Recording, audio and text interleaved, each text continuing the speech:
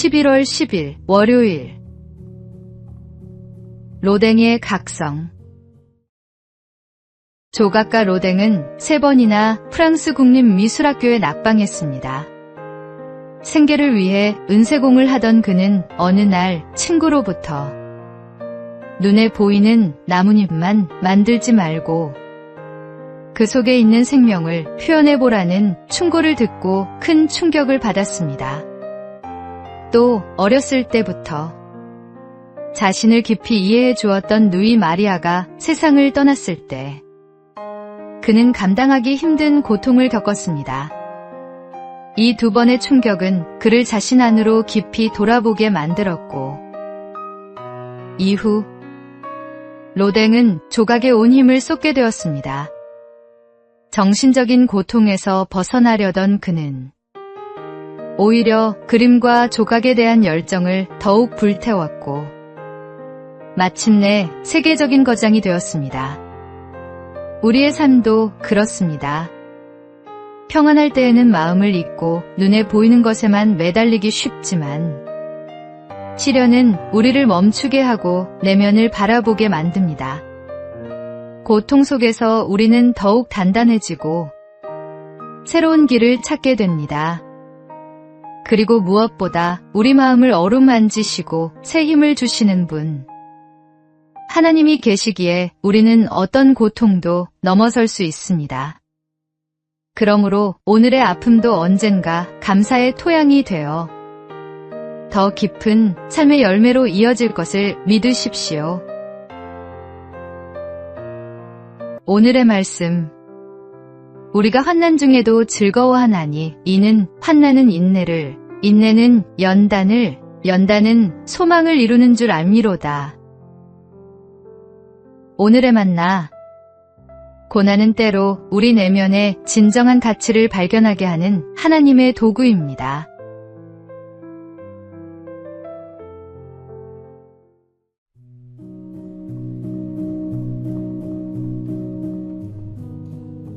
(11월 11일) 화요일. 10만원의 교훈.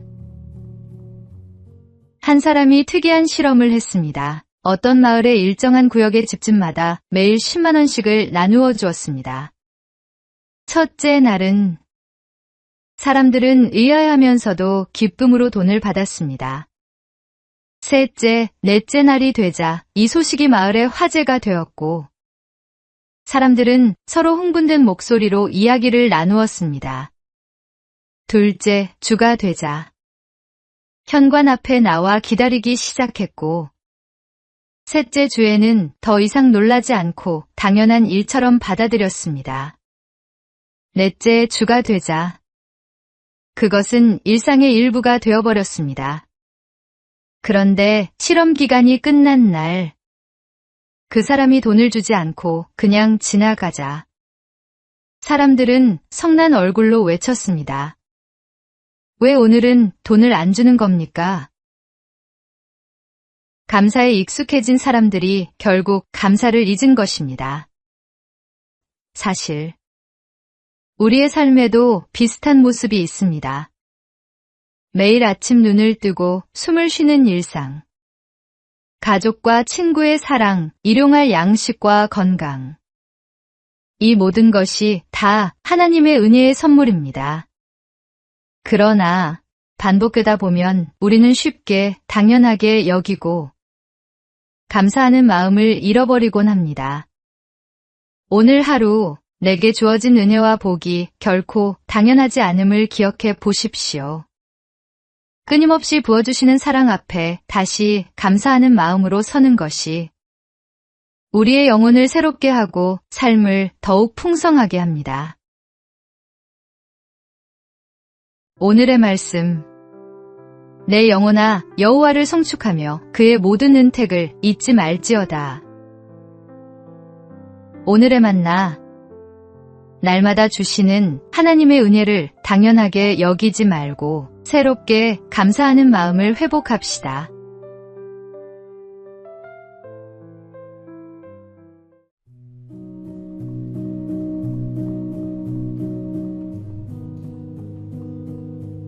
11월 12일 수요일. 감사로 피어난 작품. 인천에서 활동하는 강석준 작가는 중증 자폐 2급 판정을 받았습니다. 어린 시절부터 사회와의 소통에 큰 어려움이 있었고 일상조차 쉽지 않았습니다. 그러나 그는 그림과 조각을 통해 자신을 표현하기 시작했습니다. 사람들과 말로 나누기 힘든 내면의 세계를 붓과 조각도로 풀어낸 것입니다. 그의 작품은 멸종위기 동물과 자연을 주제로 하고 있습니다. 다른 사람에게는 장애로만 보일 수 있는 한계가 오히려 세상을 바라보는 독특한 시선과 예술적 감수성으로 바뀐 것입니다. 지금 그의 작품은 공공기관 전시에도 초대되고 많은 이들의 공감을 얻고 있습니다. 강 작가는 자신의 상황을 원망하기보다 주어진 삶 안에서 표현할 수 있는 것을 감사하며 이어갔습니다. 그 결과 남들이 보지 못한 아름다움을 작품으로 담아낼 수 있었습니다. 잃은 것에 머무르지 않고 남아있는 것에 감사하며 집중할 때 그것이 곧 삶을 빛나게 만드는 힘이 됩니다. 오늘의 말씀. 비록 무화과 나무가 무성하지 못하며 나는 여호와로 말미암아 즐거워하며 나의 구원의 하나님으로 말미암아 기뻐하리로다. 오늘의 만나. 잃은 것을 헤아리기보다 남아있는 것에 감사할 때 삶은 새로운 빛을 냅니다. 오늘도 주신 은혜를 기억하며 감사의 문과 창을 달아 마음을 밝히십시오.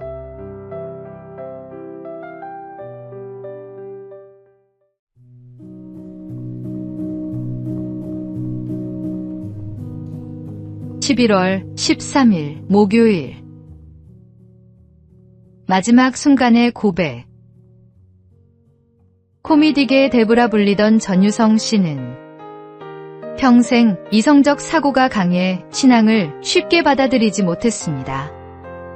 그러나 30여 년 넘게 그를 위해 눈물로 기도한 후배들과 가족들의 헌신은 끝내 결실을 맺었습니다. 건강이 악화되던 지난 여름, 청도에서 인연을 맺었던 김성황 목사가 병원을 찾아 기도할 때 전 씨는 마침내 아멘으로 응답하며 하나님을 영접했습니다. 이후 병실에는 매일 성경과 찬송이 흘러나왔고 그는 자신을 돌보러 온 후배와 함께한 작가들을 위해 그리고 무엇보다 딸을 위해 기도했습니다. 하나님, 우리 딸 잘 부탁드립니다. 라는 마지막 기도와 함께 하나님을 믿으라는 믿음의 유언을 남겼습니다. 놀랍게도 그의 딸 제비 씨는 아버지의 고백 이후 신앙생활을 시작하겠다고 다짐했습니다. 장례 또한 기독교 예식으로 드려졌으며 많은 동료와 후배들이 함께하며 그의 새로운 시작을 축복했습니다. 포기하지 않고 드린 오랜 기도는 마침내 기적의 열매가 되었고 하나님의 은혜는 마지막 순간까지 그를 붙드셨습니다. 인생의 끝자락에서 드린 이 고백은 모든 이에게 구원의 은혜는 결코 늦지 않다는 사실을 증거합니다. 오늘의 말씀. 누구든지 주의 이름을 부르는 자는 구원을 받으리라. 오늘의 만나. 포기하지 않는 기도가 영혼을 살립니다. 사랑하는 이를 위해 끝까지 기도하는 믿음을 가지십시오.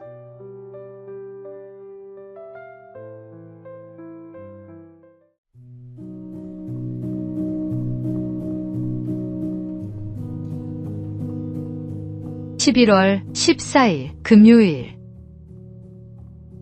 감사의 편지. 오늘은 가을숲의 빈 벤치에 앉아 새 소리를 들으며 흰 구름을 바라봅니다. 한여름 불볕같이 달아오른 내 마음을 서늘한 바람에 식히며 잠시 앉아 있을 수 있는 이 시간들을 감사합니다. 이혜인의 감사 편지에 담긴 고백입니다. 집 앞마당 대추나무에 주렁주렁 열린 열매와 그 꼭대기에서 올려지는 참새들의 맑은 노래. 바람에 흔들려도 흩어지지 않는 그 소리를 들으며 함께 노래하던 순간은 그 자체로 하나님이 주신 선물이었습니다.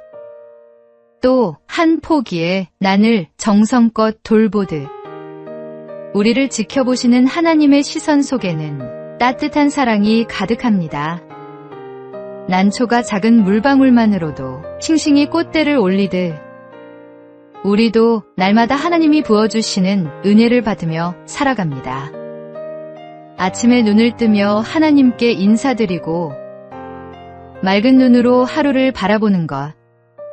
그것이 곧 감사의 편지가 됩니다. 오늘도 주신 것들을 하나씩 떠올리며 감사할 때 우리의 하루는 더 깊고 풍성해질 것입니다. 오늘의 말씀. 범사에 우리 주 예수 그리스도의 이름으로 항상 아버지 하나님께 감사하며. 오늘의 만나. 감사는 특별한 일이 있을 때만 드리는 고백이 아닙니다. 평범한 하루 속 작은 순간들을 붙잡아 하나님께 감사해 보십시오.